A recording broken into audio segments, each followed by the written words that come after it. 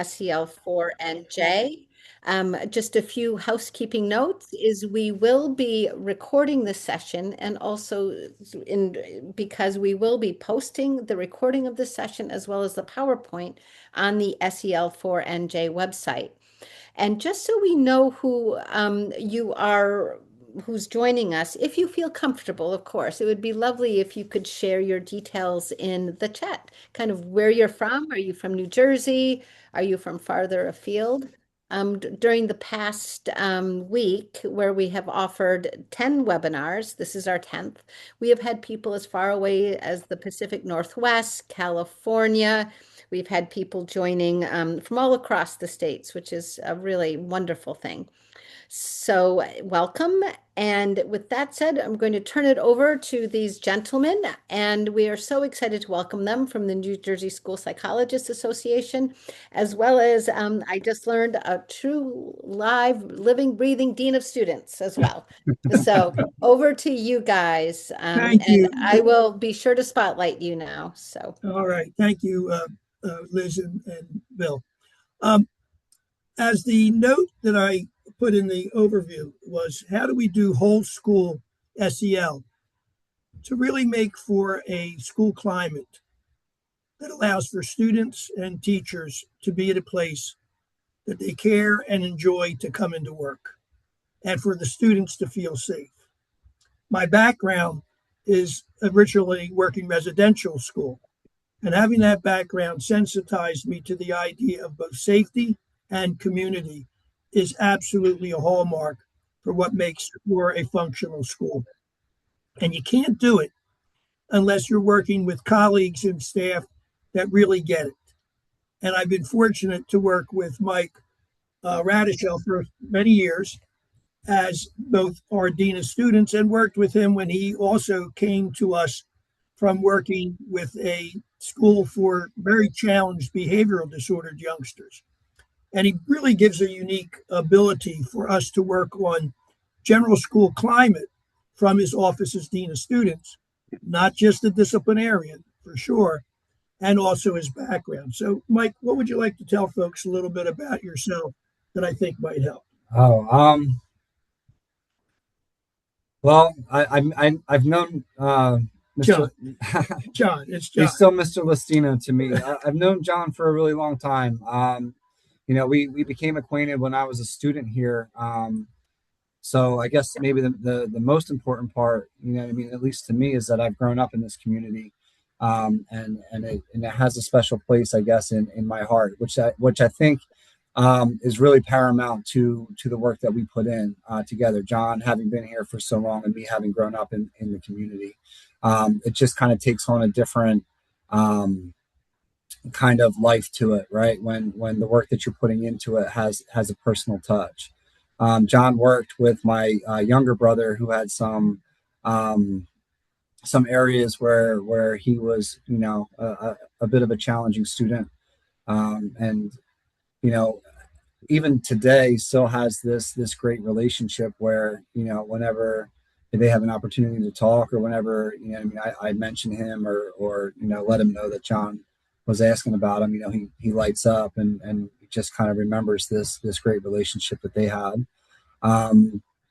As far as myself, but like John said, I started off working in a school that was, for, troubled youth, we would say, students who had been removed from their schools and put into this program that we we're de-blurring the background. Yeah, let me de-blur really quick so that we just have a little yeah bit. You guys keep on disappearing into the ether and then reappearing a bit amorphous. Yeah, let me take care of that really quick. Give me 1 second.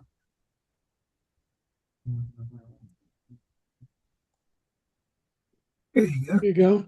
This seems a little bit better, right? That's fabulous. Yeah, there we are. So when I worked at this other school, you can see all my posters in the background. I'm also a basketball coach, and these things really they come into what it is that I like to do. The way that I like to approach situations, the way that I like to deal with students is really from a coaching mindset.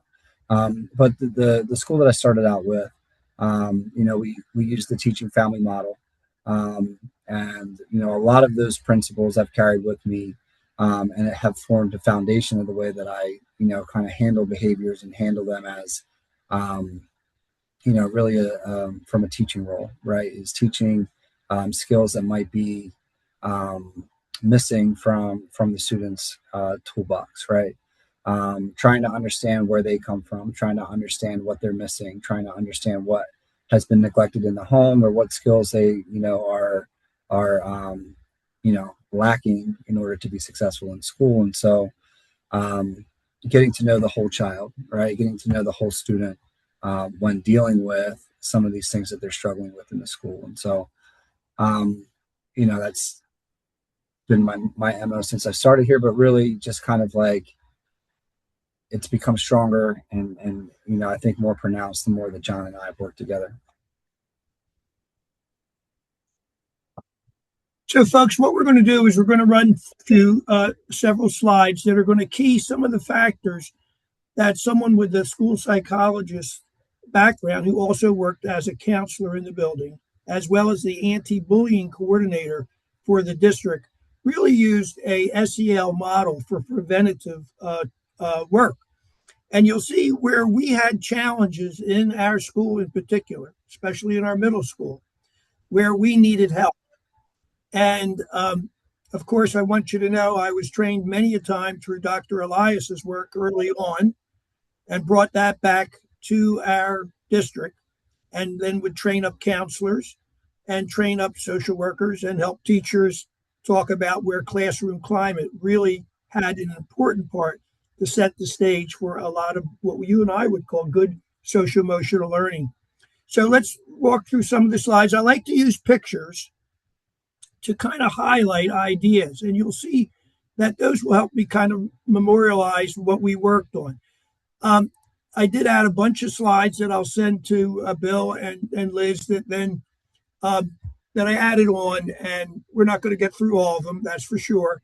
And we'll keep our timelines that we'll finish up at the 1:50 time. And so I want to show you what really helped us to work together with, again, another New Jersey training program at the Bog Center that we really talk about.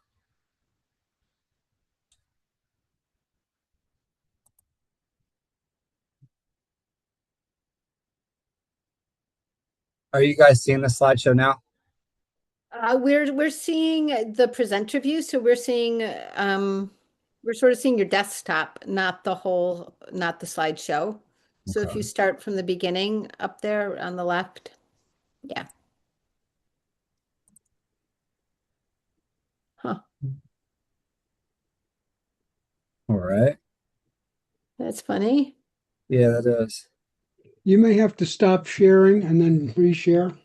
Look at the Okay. bottom. Now, Let's try try it to share again. again and just don't show the presenter view. Show the just the regular view.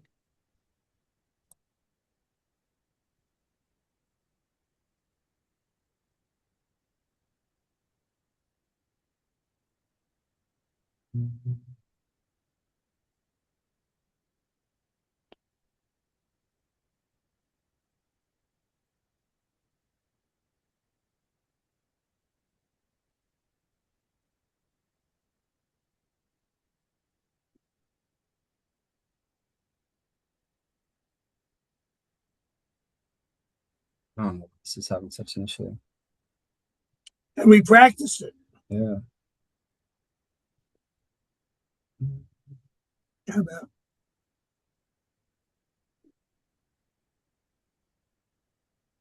No, it's not. Okay, we're going to share your screen. That's good. Now, This is fine.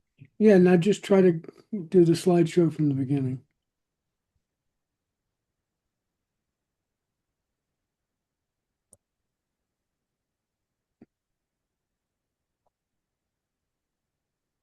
You're still How's getting this?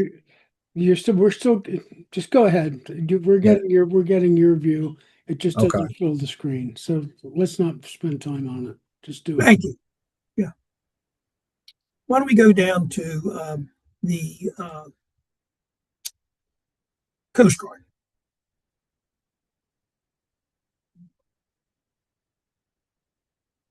This is just giving me issues, man.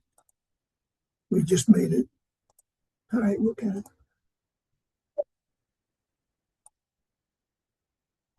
Huh. Is it at the bottom, the little picture of the computer? Yeah, this one. Yeah. No. Oh, there you go.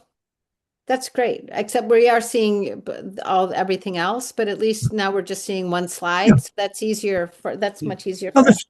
the story's the most important part. Hang Anyway. on Yeah. hang on 1 second. If you go to display settings at the top of your screen, Yeah. swap presenter view and slideshow, see if that does it. How's that? Yeah, now we got it. Okay. All right. So go to the Coast Guard. Okay.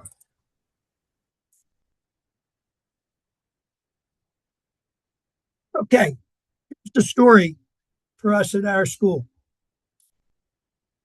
As a former middle school counselor, residential, as well as school psychologist, case manager, coming over to our middle school about 15 years ago was quite a challenge in terms of the amount of distractibility, inattention, and somewhat what we would call obnoxious behavior occurring in the schools. What that resulted in was almost 1,000 plus ODRs a year. And when we say ODRs, those are office disciplinary referrals. So what did we do?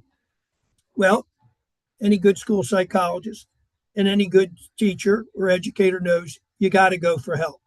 And you got to look in the mirror and say to yourself, what do we want this school climate to be? And we were very fortunate. And again, if you're in New Jersey, you're very fortunate to have many organizations that you can support you in training where you need it, and especially in the social emotional learning area. So we ended up working with the New Jersey Department of Education, as well as then the Bog Center, which now is part of Rutgers, using positive behavior supports. I would imagine that most of you are familiar with the positive behavior support movement. What is so important about the positive behavior support movement, it assures that you must be involved with your staff and eventually administration, and as well other teachers and students to really define what are the principles that you're going to develop as the most important issues that will bring you together to have a calm, cool, and really safe environment to teach for students and for kiddos. And we were very lucky to be able to be involved in that training. Matter of fact, we did so well with the training that we were then a turnkey for our elementary school. And we were then cited about 12 years ago as one of the positive schools that had kept up with our PBIS training. Now, as a school psychologist, at that time, I was the only one in the district. My job was to coordinate between both buildings. In a way, everyone, I kind of became like the wellness mental health coordinator that we're now seeing in other schools. As a matter of fact, everyone, one of the programs that NJAS does, the New Jersey Association of School Psychologists, is to offer training throughout the state on mental health programs, as well as well-being and social emotional learning. And Bill and Liz and other colleagues on the program today, one of our first presenters was Dr. Elias on using the right side of the report card to think about how we think about behavioral management in a much more interactive way. And all I can tell you is what was so important for us here at Edgewater Park, that we had an absolute large amount of involvement from the board support to teachers putting in positive behavior supports, and then building our own community of our four principles. And I think we can go to that with where we have Ron, and we'll go through that.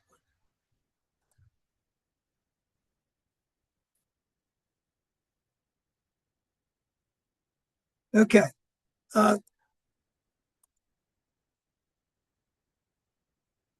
Here we are. And then we'll go back. We came up with the SOAR: safety, organization, accountability, and respect. Those are the principles we use. The daily work is done by the teachers with the students. And we are very fortunate to work with Ron Trampe, our former principal, who really gave life into that he was going to support this action. Now, all of you know, when you're working in a school, the principal can set the tone. Now, let me say this. I don't get paid to say this. Ron no longer is here, so he's not in the other room. He was invaluable, as was the superintendent, as was the child study team director, as was the staff. And what we did is go from 1,100 ODRs a year to down to something like 100 or so. We also incorporated then my work as the anti-bullying coordinator to make sure that we really did good preventative work. I looked at a video from about a year ago where Dr. Green presented on prevention and intervention around anti-bullying. I can tell you that at Edgewater Park, it is a serious part of our work. And I'll show you later some programs and tactics that you could use. Matter of fact, New Jersey has phenomenal training, free, on their websites, the New Jersey Department of Education, let alone then working with organizations like SEL for New Jersey that can strengthen whatever your endeavor is around to make a more peaceable school. And that's why you saw that slide in the beginning that I had of what might look like a bit of a mayhem around the classroom. Well, it's never that bad at Edgewater Park, let me tell you. But it was not sufficient in terms of wanting to teach, and teach not only academics, but the right side of the report card, which is that entire social emotional area. Think about it. Think of any report card that you saw, especially when your students or kiddos were in elementary school. There's always was a behavior part, and then always another part about work and study habits. Well, what do we know about good SEL? 213 plus studies. That's a number that one of my graduating students do. I teach at Philadelphia College of Osteopathic Medicine for the school psychologist training. Showed our class the other night 213 studies that prove both academically and behaviorally, and I believe social behaviorally, will improve when using the SEL type of overviews that the series has highlighted. It's important that you have key principles that you're working with, that you have an idea of what works also in your school. Our school, Ridgeway, has a different flavor of how we do our PBIS universal program. Our school is different than the McGowan Elementary School. We would see some differences in how that is. You could expect that when you start to work with different cohorts. By the way, different grade levels, different buildings. So I want you to right off the bat really start to think about is how you customize. It is not trite to think that it will be different under different circumstances. As a matter of fact, it's quite important. Mike, you want to make some comment about that in terms of some of the things we did, and I'll handle the. Well, as far as John had mentioned, going down from 1,100 ODRs to, we averaged probably for a while, we were averaging maybe about 20 a month, which was leading to about 200, 2 to 250 per school year, down to this year where we're in the single digits per month. So we're really on track to be at about 100 or maybe even under 100. And a lot of the things that we're seeing is a decrease in The more serious, behavior issues where there's really, and I don't want to jinx anything, so I'll knock on wood. But we haven't had fights. We don't have many physical altercations, and the physical altercations that we have usually stem from new students to our district. Please. The students that have been in our district, and this is something that the board asks, when we do our reports on our behavior, Violence and vandalism. violence and vandalism, school safety data sheets. We'll always ask percentage that originate in our district from maybe first, second grade, and what percentage of these incidents are occurring from students that have been in our district for less than 2 years, and the percentages start. The students that have been in our school district, for the 4 years at our elementary school, first through fourth grade, come to us usually with a better foundation of what the school expectations are, with what to do when they're having a disagreement or a conflict. And we have myself, we have a guidance counselor, we have a school psychologist on board, and our principal, and all of us are all hands on deck, ready to talk to students when they need to talk. They trust us to come to us with their conflicts, with whatever it might be that's bothering them. But we take the time to be personal, right? We take the time to get to know our students. For me, it's important to know the students by name, and I'll greet as many students as I can by name in the morning, just to know that, so that they know that they're known, so that they know that they're important. And I feel like a lot of times students are coming to us and we don't know what's below the iceberg, right? And that's a common, I think, theme when we're talking about social emotional learning, right? Is what we see on top of the water, the iceberg that's sticking out of the ocean, doesn't really belie what's beneath, right? And what's beneath are, think about, anger. Well, what's being shown is how the student's acting out. What's not being shown is the needs that aren't being met. A lot of times that's in the household. I'm not being listened to. I'm being yelled at home. My parents aren't really interested in knowing what's going on in my life. I might have been yelled at this morning. I might be grounded. I might have lost my phone. That I might not have had breakfast this morning. I might not have had dinner last night. I might not know, where I'm going to be staying next week. Some of our students, come from this, are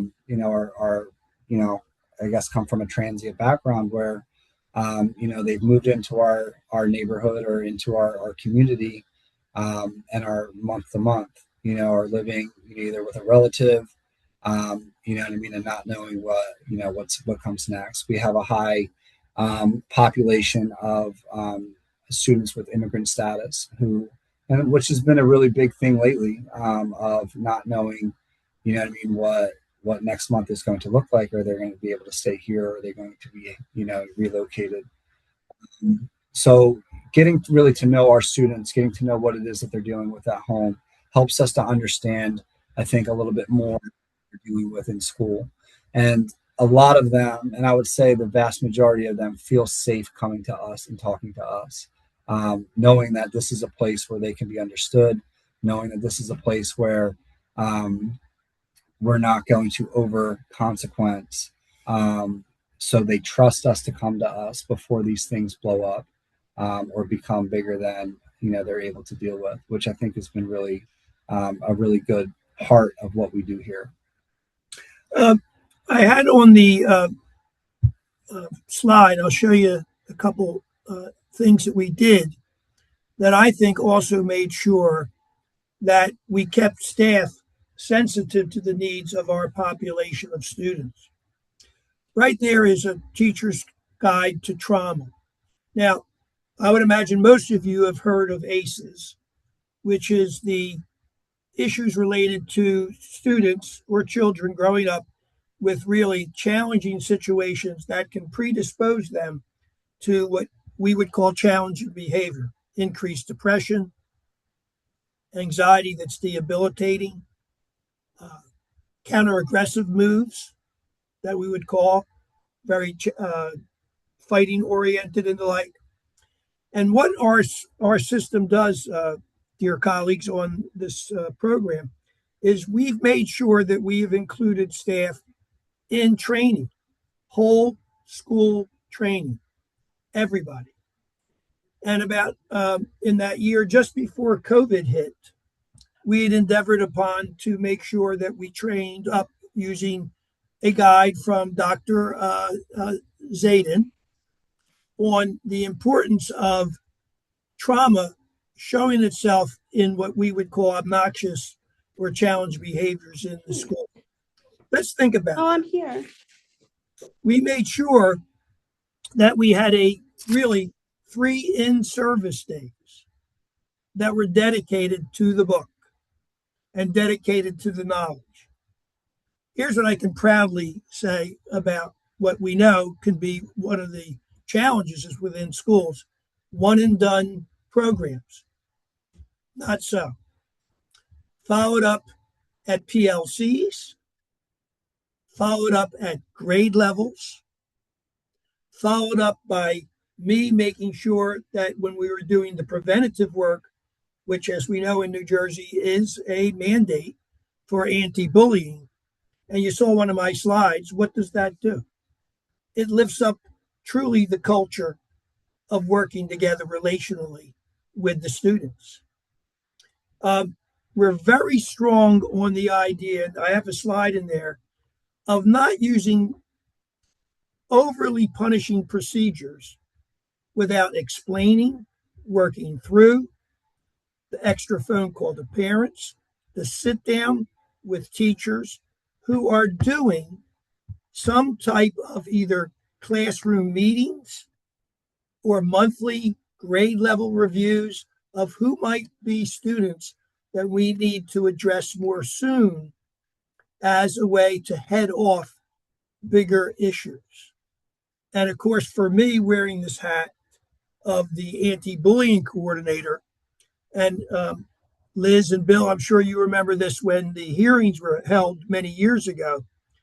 One of the things that was so important in the anti-bullying literature for the state was, what are you doing proactively that will help teach students those 5 skills, self-awareness, self-control, responsibilities, that we look at SEL core 5 features that we take very seriously here.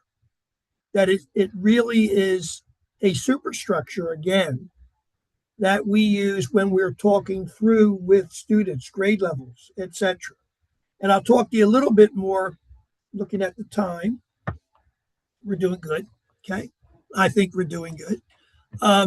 About how we then are not standalone programs and how that really gives life to what we believe is a place that teachers want to teach and kids want to come to school. And as you know, I think one of the funding formulas that New Jersey deals with is student absences. We want to have kids come into school. We want them here. That is a gigantic part for our school as a effort to make sure we meet those mandates. But think about this. We want kids to want to be here. We want school to be a relational place where kids not only learn academics, but that other side of the report card of how they manage each other's challenges developmentally that is so important. You should know my background. I've worked everything from preschool to college in many roles, either as counselor, guidance, teacher, program trainer, etc. I think one of the hallmarks of Edgewater Park schools is we have a developmentally sensitive cadre of teachers, that we really do look at youngsters on this continuum, as Mike used the word and term that's so popular now, the whole child. And that whole child approach, which we have done other major programs around, really helps sensitize these core issues of how do you do SEL. Well, think about all the programs that we've heard these last week.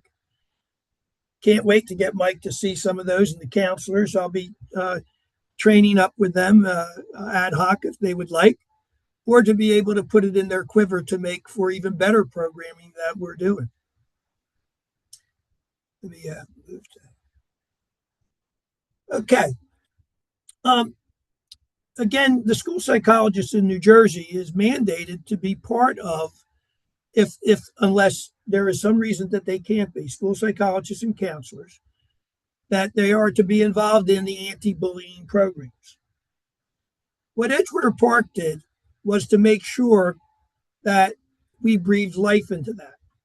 And one of the things was for me, as the anti-bully coordinator, to stay abreast of training within SEL.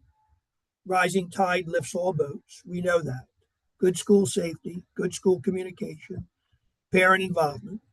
But then also to be more mindful of what are issues related to bullying or preventative issues related to bullying that are important as a school that we should be mindful of. I had a funny picture before of Mike and I as the magnificent two parts of the Magnificent Seven, that movie. I don't know if you're familiar with it, but it's one of my favorite, the new one and the old one, where each of us had a role. But what was the role in pursuit of? To make the town safe, to make it a place that the people could do their work. So this is taken from a book that is really strong on social emotional learning to not only prevent bullying, but again, to be mindful of many things that a good school, let me use that term, a good school who wants to make sure it's a place where people want to be, do. So I don't like to read slides, but let's take a look at it. What is the first thing that is recommended from this international consortium? Understanding what well-being is and how to use SEL as a strength-based approach to help students handle the rigors that they cope with, as especially move up the grade levels. I think one of the important things too is seeing the kids, not as obviously not as robots, right? But we see them for the individuals that they are, and that having an approach to where X behavior fits X consequence. I don't think that it's the most effective way to deal with individuals that we know come from different backgrounds and have experienced different traumas in their life, right? So understanding that the students that we work with are all so completely different. They come from different strengths, different weaknesses, different pieces of the puzzle that they're missing, that they need to be, helped with. Trying to hammer in. I use this example a lot, but trying to hammer, a square log into a circle, hole, it's not going to work. You're going to end up hammering and hammering and hammering, and that nothing's being taught, nothing is growing, right? So when we're looking at this, when we're looking at understanding the well-being, are the consequences fitting in a behavior or in a learning way, right? Is the student learning from what's being meted out? And I think that's one of the things that we do really well here, is educate the student. They're here obviously to learn math and science and social studies and language arts, but they're also here to learn behavior. They're also here to learn how to interact with others, how to interact socially, and how to be good community members. Right? We had a meeting or a training not so long ago where they asked us to kind of summarize what it is that we do here. Right? They used the example of a cancer hospital and everybody that's there working together. With the same goal as I cure cancer. So that's not just the doctors that are saying that, it's the nurses that are saying that, that's the people behind the desk that are saying that. That's everybody that's involved in this hospital has the same goal as I cure cancer, whether it's I'm working in the cafeteria, whether I'm cleaning up, or whether I'm doing whatever aspect of my job in this hospital. my goal is I cure cancer, right? And so here in our school, we're building communities, right? Everything that we're going through, everything that we're doing with these students, it's not just learning how to add, how to multiply, um, how to read, how to write, even though those things are integral, obviously, to the education of a child. It's also of utmost importance to help them to interact socially, right? And to have that as a part of their education every day is teaching them, and helping them to build those strengths in those areas. So let me show you some of the things that we did structurally that right now New Jersey is very keen on. But I'll show you what we did here. And let me make sure I can move this properly.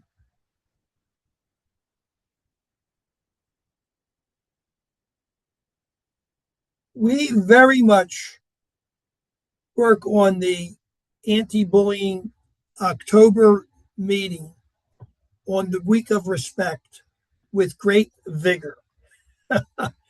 When I tell you it is really a big show and deal, we really make it important in both buildings.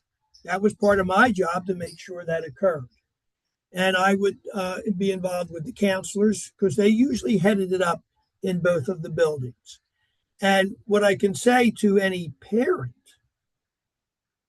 or youngster, what are you doing to help us make sure these 7 items are real? And as my educator colleagues know, we have to follow these violence and vandalism reports, of which then we make the self-assessment on these 7 areas. And we have pretty good scores. We really do, which means we're willing to look at ourselves in terms of what we need to do.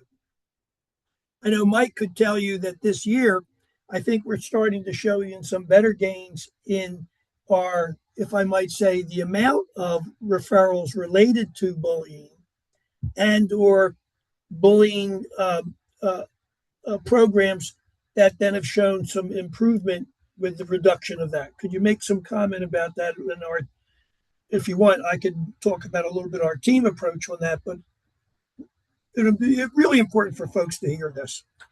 Well,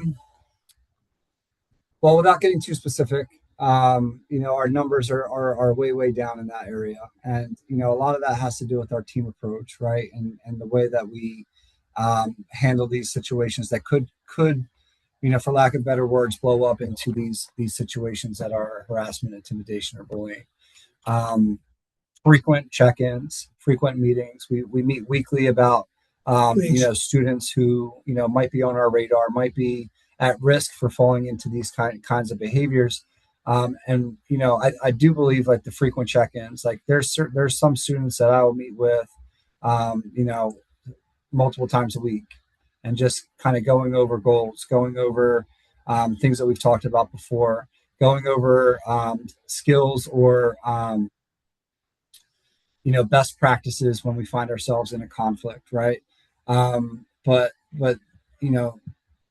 being active and not being passive, I would say, is one of the most important things that we've kind of adopted here in our school. Not waiting for it to happen, but identifying those areas where it could happen and strengthening them and making sure that they have what they need to deal with the situations that are going to come. We're not saying that we're rooting out conflict. Conflict is part of the middle school life, right? Like the human condition. Yeah, for a middle schooler to expect to go through middle school years without conflict, I think is unrealistic. But having the tools to manage and navigate these situations that are going to arise without them falling into harassment, without it falling into these bullying situations, I think is key. And a lot of that is done just in individual counseling, individual relationships, helping to understand them, helping to understand where they're vulnerable, and making sure that you try to mitigate the situations or circumstances where they find themselves in those areas. Now, obviously, one of the big areas is going to always be telephones. And we have to recognize that, when they through the night, we don't have control over whether they're on their phones or not. That's their parents. but understanding or making sure that, these are things that we talk about with our students. Our guidance counselor just went in and did an empathy lesson yesterday in our whole sixth grade. Talked to every sixth grade class about empathy, getting them to understand, right, that the things that I say can have an effect on somebody else. And a lot of times, especially with the amount of screens that we find ourselves behind, that can be something that gets lost, right? It's easy, it's the same as when we're behind a steering wheel in a car and we're driving and someone cuts us off. It's really easy to say whatever it is that we want to say to that person because we're not face to face with that person, right? Behind a screen, it can have the same effect, right? We're not face to face with this person. We can't see the reaction. We can read a reaction, but a lot of times we don't put the thought in before we send the message. And these are things that we talk to the students about. These are things that we are active in teaching our students about. Is everything that we say has an effect, whether it's a positive effect or a negative effect, and you need to decide what you want to be. What kind of effect do you want to have? Do you want to be somebody that builds or somebody that tears down? And we have these conversations with our students frequently. I never miss an opportunity, whether I'm speaking with my basketball players, whether I'm speaking with a kid who's having a hard time being in class. I never miss an opportunity to talk to them about how you react to a situation, right? Or what type of person you see yourself in 5 years down the road, 10 years down the road. And understanding that we are building human beings. We are helping them to see who they want to be, helping them to see the potential that they have in themselves, helping them to believe in themselves and develop this confidence in themselves that might not be being instilled in the home. But helping them to get that, helping them to see that. And, to our credit or to our numbers, like we don't see as many HIB interactions as we have in the past. And, as John stated with the 1,100 discipline referrals, with my predecessor, when I stepped in, it was more along the lines about 500. But the HIB interactions would probably be in the 30s or 40s to now when we're under 10 a year.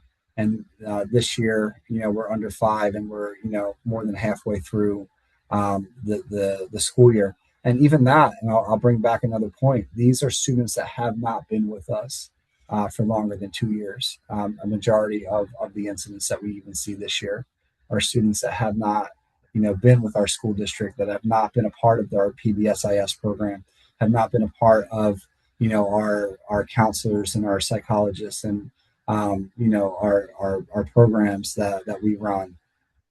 They're coming to us from other places that where they're really lacking these things.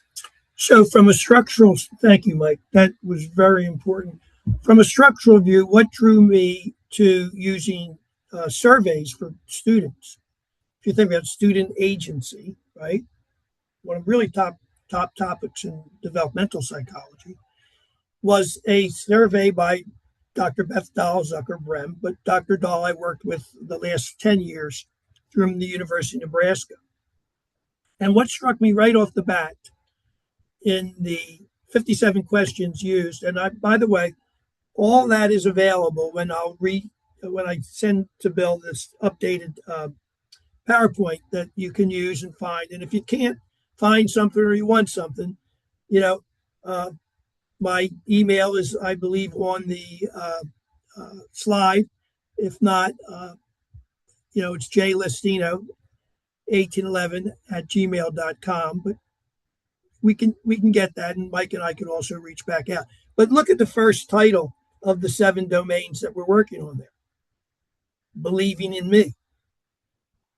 And those domains all lead to agency. And again, one of our big 5, self-awareness, social awareness, self-regulation, the ability to be responsible.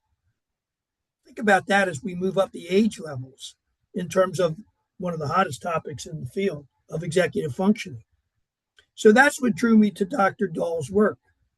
And again, I'm proud to say that the teachers welcomed it.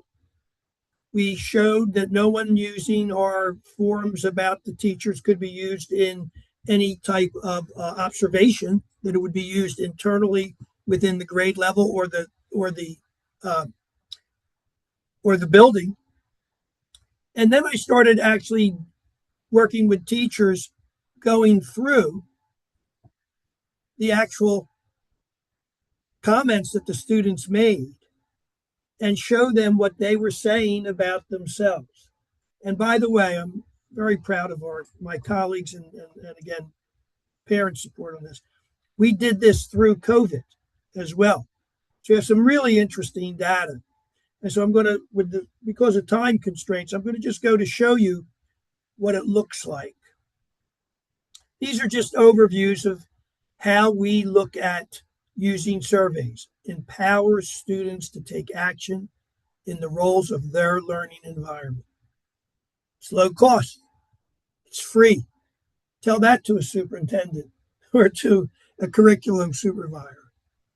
Okay, let me show you actually some of the actual results. Likert scale, I'm sure you're familiar with that. Okay, but here's what the kids, I believe this was from last year's 5th grade, first year up into our middle school. And I love doing this with the students and the teachers. I must tell you, it helped me not to retire right a couple of years ago because I wanted to keep working on this arena.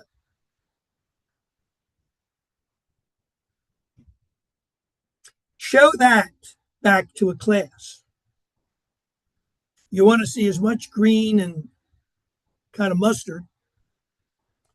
And red, even though, says a little bit of the time.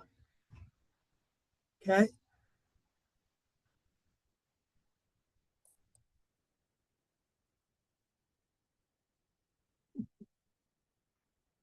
Oh, here, yeah, Got it. Oh, there we are. Again, what do we know? Motivation theory is clear. Have some sense that you can get the work done. Have that. And then you can build on perhaps deficiencies or needs or places that are just tougher.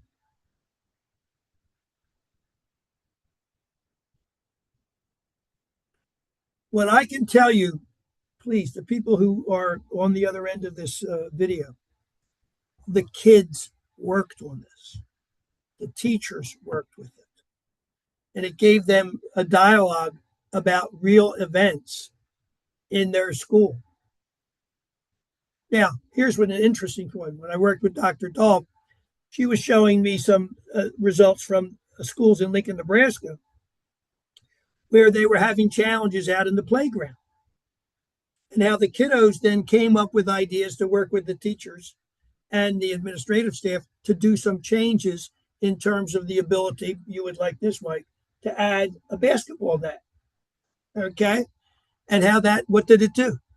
It cut down on conflict at lunch and recess. And of course, then more disciplined areas. The idea of student agency and SEL and helping to reduce conflict that may then turn to obnoxious behaviors that can lead to bullying is incredibly important. And I added a whole bunch of slides that the state of New Jersey is backing from Rutgers University on their program on surveying students in the schools. And I'm going to show you a couple of that. Let me just work through a couple of these. Thanks, Mike. Yeah. Can I go to the next one? Yeah. This is one of my favorites about the positive impact that teachers do as models. I think in one of the programs, folks, one of the programs stated that if we're not modeling the social-emotional skills, how can we expect it of the students? So I'll give you one little quick story. When I was first working on violence prevention in Philadelphia, when I was working in residential school, we had a big day on Martin Luther King's birthday, bringing in other high school students as well as the students at Girard, where I worked. And I'll never forget one of the students who, bright young man, turns to the adults who are talking about what we should do and what the adults can do and all this. And the student said very wryly, "But are we sure we should just listen to you because you haven't shown us so much in your modeling about stopping violence?" Now, was he being a wise guy? Or was he really saying something that was true that we need to really consider? I'll tell you one other comment. And Mike, could you just get me the next one for this, and then we'll be shutting down in a moment. Listen right here. Yeah. What do we know in this culture at this time? Loneliness, anxiety, despondency. What are we doing to make for a better place? Well, the first thing us social creatures need are people to listen to each other. My 3 L's: listen, learn, and lead. And with the fourth hidden one, the love that we have for each other that can make for a better world. That's what I believe my teachers that I've worked with here, and Michael and the like, really do look at our kiddos. So let me tell you the quick story. I'm working with a fifth grade, and we're working through the cohorts and the domains, and I forget which one it was. It may have been the one about worry, or it may have been about how you get things done. And one of the fifth grade students says, gosh, this how we treat each other could really be like bullying. And treating each other like bullying is like this, get this from a fifth grader, is like being a slave. Oh my gosh. What a talk we then had about the background and history of slavery. And then I thought, gosh, maybe in some school or some district in some other region, I might get in trouble for that. But I knew it was the right thing to do. I want you to know that there are so many ways to get to the better culture at the school. That's what the social emotional learning movement truly is about for all of us. It lifts the boat for all of us to live in a more egalitarian society. That's what we truly expect to model for our students here at Edgewater Park. I think we take that so seriously. It's a fun place to work. I miss it mightily, I will tell you. I really do. But I have 2 wonderful grandchildren to take care of. Now working partly with this wonderful group of folks that I'm meeting through the SEL group. Please, folks, go back. Take a look at the other programs. Take a look at the free materials. Start that journey that is in those 11 ideas of how do you make things work, to know, need a partner, get a friend, get colleagues that you know you can depend on to walk with you with this. It will really make a difference in your life. And I heard that little beep, Mike. You want to end up with, are there any, we can't see, and I apologize for our challenge with the medium, but the ideas, of course, were most important. Bill, are there any, or Liz, any comments or notes that are coming in that we can't see? There's nothing posted in the chat, but there's certainly the ability for people to unmute and ask questions if they'd like to do that. That would be great. If anybody in the audience would like to ask a question of either John or Michael, please do so. Just unmute and ask your question.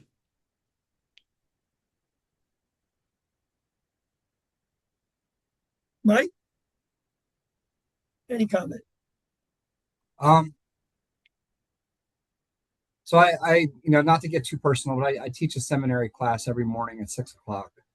And it's religious based, but it really does teach a lot of principles, of empathy, of caring, of seeing us all, and I like, what how you ended with, this Thank drive you. towards an egalitarian, society, but a place where we all feel comfortable, a place where we all feel loved, a place where we all feel like we belong. And school is a place where we should all feel like we belong, where we're not afraid to come to school because we're afraid of something that somebody might say about us. But where we can come and trust that the people that we're going to be around all day care about us, generally care about us. Um, for that social emotional part of our day, right? To separate it from the things that we're here to learn. But in order to learn, in order to get the most out of what our potential is, we have to feel like we belong. We have to feel like we're cared about. We have to feel like there's at least somebody that we can talk to when things aren't going well in our life, right? And our goal here is to be that place for our students. Um, it's high school playoff time, and my counterpart on the girls team, we go to a bunch of high school games to see some of our previous players, our graduated players play in these things. And we walk into the high school, and it's dozens of kids that'll come up and just hug us, and um, you know their faces light up when they see us in the crowd, and they just run over, and um, they it's more rewarding than I ever could have imagined to have any kind of an impact in the life of a human being, to where when they see you, they want to embrace you. Um, John, has taught me so much. In the way that I approach this job, right, as the dean of students, as a disciplinarian, but with other things like the dean of students isn't the disciplinarian, right? It's not, and I love that that's not my title. The title dean of students is somebody whose job is to help educate the whole student, the whole child. Um, and I love it, and I'm grateful for it. And yeah, it was great being a part of this today. Thank you. Thank you, Mike and Bill and Liz. Thank you for helping us through some of the technical challenges, and we'll get better on it for next year.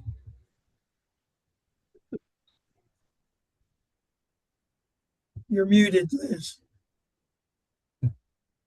Liz, we can't hear you, so I'll just hop in and I'd like to thank John and Michael for their presentation today. It was certainly heartfelt.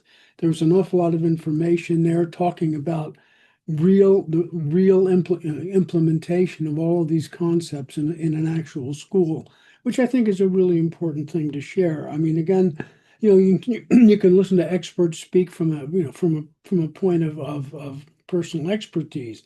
But here you heard experience talking and how it actually works out in a school and how important it is for SEL and character to shape how a school is for everyone in it, adults and students alike. So thank you for doing that today. I'd like to thank everybody who was here with us, not only for this session, but the over 250 people who attended our webinars this week. And also for those who are out there in the ether waiting to see the recordings. So we hope that you will take the time to look at them as John suggested, because it's valuable information. You can do it at your own leisure, and we will get them up on the website as soon as we possibly can. So thanks for being with us today.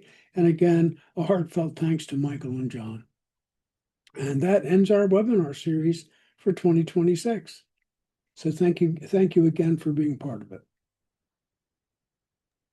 Thank you for having us. Yes.